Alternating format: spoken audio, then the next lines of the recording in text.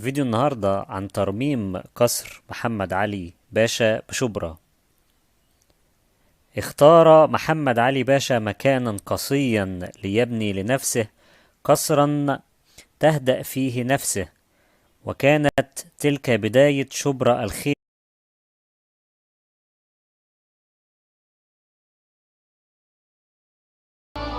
مفيش مدينة في الدنيا بتضم هذا الكم من المواقع الأثرية المصنفة من ضمن أهم المواقع العالمية زي مدينة الأقصر. مفيش مدينة بتضم وادي بيجمع مقابر أجداد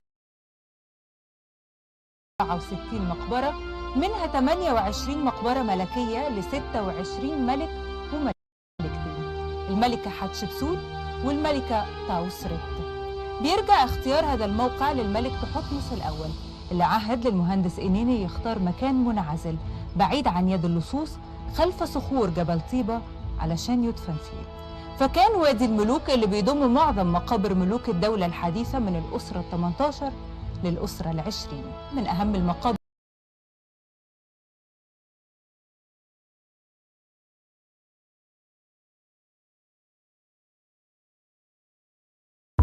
What if ideas remained ideas? Buildings would be blueprints, products would be wireframes, cures would be experiments. Project Management Institute makes sure that you have what it takes to make your work and our work. توت عنخ آمون، وده بيرجع لقيمة الكنوز الذهبية البديعة اللي كانت موجودة فيها واللي تم نقلها للمتحف المصري في القاهرة، واللي اللي أمر ببنائه الملك رمسيس الثالث، واللي بيعتبر من أعظم معابد الدولة الحديثة المعروف بجمال نقوشه وألوانه. And still reserves its engravings on the wall. And there is the picture of the king where he conquered the enemies. And also there are paintings where he conquered, he has his navy conquers. And in Nabu there are a lot of documentation of the age of Ramses II, where it has its religious implications and their importance in history. Welcome you all from all over the world to the land of civilization, the land of history, Egypt. Welcome in Luxor. Luxor, which is famous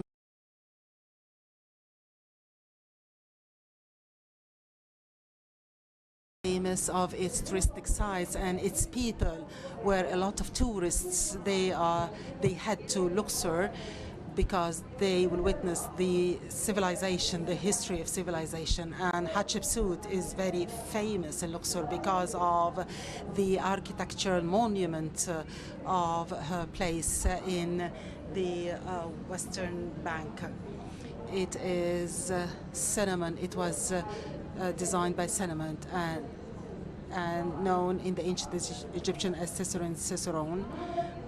This temple witnessed the importance of women's status and how she can rule the world and the country. Hatshepsut has engraved on her walls the important voyages she has done. She is a queen and a wife of a king. Also, she has documented her ruling of the country on the walls of her temple. She was the legal inheritant of her father Amun. Welcome to Egypt, the cradle of civilization and history of the world, which is famous of its innovations. More Thebes, where it's the continuation of the history of the world, as the place we are here, the Luxor temple for the ancient history arts. It has a lot of valuable pieces that dates back to different epochs of the history, as the head of Somerset.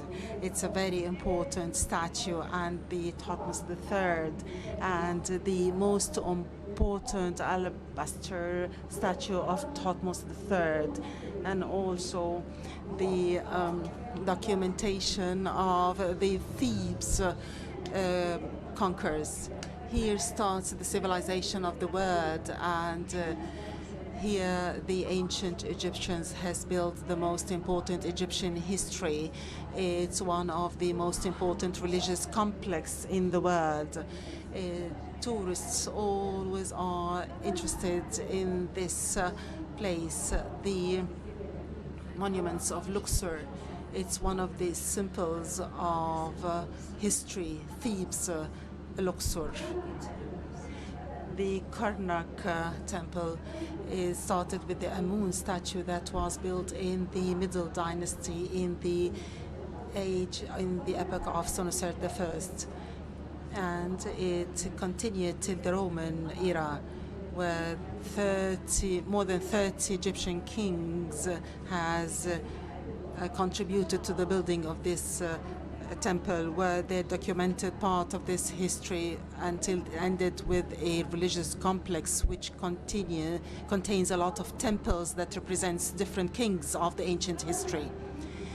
Karnak complex is of 4 parts: Amun-Ra temple, Amut, Montu, and Amenhotep IV. In addition to a number of small temples, the avenue of Sphinx that lead to the Karnak temple, it was the Wat Nasr before. It is 2,700 meters, and also with the width of 67 meters. And it has more than 1,000 statues of Ra and human as a symbol of the sacred road, where we celebrate today the uncover of this road of the Avenue of Sphinx and open to visits.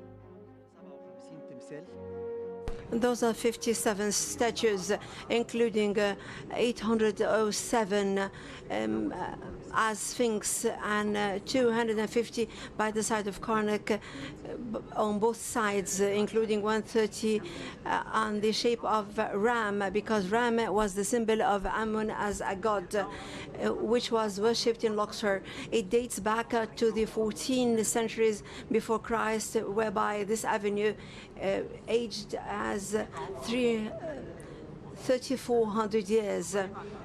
After that, King Nectanebo I from the 30th dynasty, who shaped the statues at the shape of a human being. We found out 1/3 of the statues. However, excavations are still ongoing, and today we are launching the project of unearthing and uncovering the Avenue of Sphinx. If you look at the images, this is the initiation of unearthing the avenue. The first statue was found in the western side in 1948. Since then, excavations keep on going and stopping and then resuming. However, all of the staff members were Egyptians. However, the major part of the work was between 2004 to 2017, and the state actually launched a project in order to unearth the avenue, and according to your own directives, we resumed the avenue excavation. This will be an added value, and that's why we can call Luxor as an open-air museum. This avenue connects between the Karnak and the Luxor. The Karnak is a complex of temples, and here is Luxor Temple.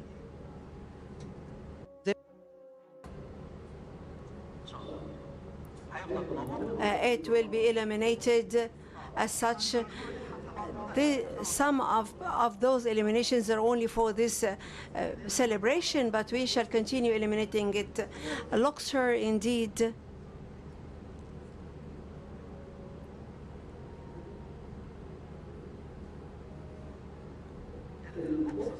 Luxor, indeed, is a city registered on the International Heritage since 1978. Luxor encompasses the largest complex of monuments worldwide on both sides, eastern and western, diversified monuments. However, in this event, we want to promote Luxor as a monumental destination as well as other aspects.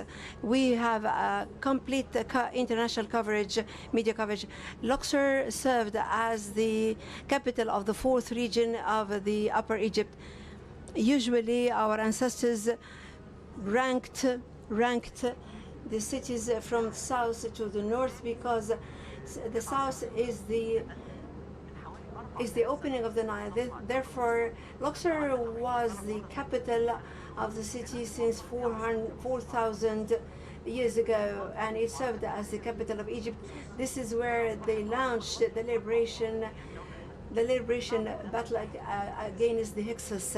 The temple carries the name of the Luxor city, which is Luxor Temple. It looks at the Karnak. It is not horizontal to the Nile, but rather parallel to the Nile, in order to receive the procession coming from Karnak. That's why this avenue had been actually paved. When our colleagues excavated here, they found not only this avenue, but they found the potteries, and they found vineyards, pottery, irrigation systems. The whole life, integrated life, was actually symbolized here. That's why it was called the southern procession. However, the temple had been constructed in the 15th century before Christ, and mainly Amenhotep III in the 14th century, Ramses III, 13th century before Christ. However, construction never ended up or stopped here. Alexander the Great created the sanctity of the sanctities. Part of it turned into a Roman temple, is in addition to the churches that turned into, and Muslims actually built Masjid Abu al-Haddad. The temple encompassed 2 obelisks. One of them had been gifted to France. The second obelisk is still existing, that carries inscriptions for the Ramses III while giving the offerings to Amun-Ra. And the plaque inscribes the peace treaty against the Houthis. The temple is fronted by 6 statues of Ramses, 4 of them while sitting and 2 while standing. And when I learned this historical education and when I taught my students, I only taught part of those statues because part of them had been demolished, but my colleagues conducted the necessary restorations of the statues until we have a complete facade encompassing the 6 statues of Ramses. And now we finished the avenue of the 30th dynasty, and we are entering into the Luxor temple, and we are going to enter into the 30th dynasty before Christ. Those are the banners of the flags that have been erected, and the obelisk actually carries a group of monkeys that salute the sun. We have 2 big statues of Ramses II made of granite, on right of which he has his wife, and this is the first building, and we are about to enter into the first vestibule, and this vestibule displays the beauty of the Egyptian civilization, the first of which is the 18th dynasty, and we will find Ramses II for the 19th dynasty. And those are the remains of a church on top of which the masjid or the mosque, because it had been unearthed. This masjid dates back to 800 years ago, since the Ayyubian era, and the great part of it is that the entrance is actually a pharaonic monument, and they maintained the pharaonic inscriptions. However, it had been still maintained as a masjid or a mosque. This is the 18th dynasty that included 3 chapels in order to receive the procession of the 18th dynasty. This is a vestibule of Ramses II. It's an open air that symbolizes the papyrus, because the temple was a small world. That's why they wanted always to symbolize everything that goes on life. This is a statue of Ramses II, while his right foot is in front of the left foot, symbolizing that he is still alive. And we are ending now the work of the Ramses II. After that, we come to Amenhotep from the 18th dynasty. He created this glorious line of columns, and the papyrus was the symbol of the north in the ancient Egypt. And after that, we will find the vestibule where the celebration is going to take place. All of those facades tells us about the festival of Opet. Our celebration today portrays the Opet festivation. I'm going to stop here at the secret of the Egyptian civilization, which is this scene. This scene is called as Sema Tawi. Sema is the unity. Tawi means land, which is the both territories, which is the north and south. This is the papyrus as well as the lotus, which symbolizes the unity and strength of this state. Who sits together? This is a god symbolizing the prosperity, happy, which means the flood of the Nile, and the strength of the overflow of the Nile, which is responsible for life in Egypt. That's why they worshipped it, and they turned the flood into a god named as Happy, who creates the unity there for the Egyptian nation. In order to continue being strong as such, they need 2 elements to be always in unity, as well as the Nile and the flood. Together with me, I have my colleague Manel, one of the restorators who stood at this scavenge, and she wants to thank you. We would like to welcome you to Luxor City, which turned into a bride because of your presence here. Our effort is based on your support, which had been conveyed always by His Excellency the Prime Minister. I am one of the people of Luxor City and one of the team who worked in the excavation unearthing the Avenue of Sphinx, which had been opened under your presidency. We opened many monumental destinations due to your constant support that had been conveyed by His Excellency the Prime Minister when he used to visit us here on site.